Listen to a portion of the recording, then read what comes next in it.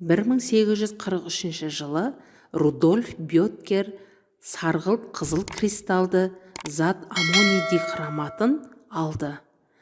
Ол бұл затты сынап көрейін деді. Ол тәрелкеге кристалды тау қылып үйіп, оған жанып тұрған шыраны апарды. Кристалдар тұтанбады, бірақ жанып тұрған шынының соңына бір нәрсе қайнағандай болды да, қызған бөлшектер ұша бастады. Үйілген тау үлкейе бастады, және бірден үлкен көлемге айналды. Түсі де өзгерді, сарғылт қызылдан жасыл түске айналды. Кейінірек аммоний дихроматы тек жанып тұрған шыраның немесе сіріңкенің әсерінен ғана емес, сонымен қатар қыздырылған шыны таяқшадан да ыдырайтыны белгілі болды.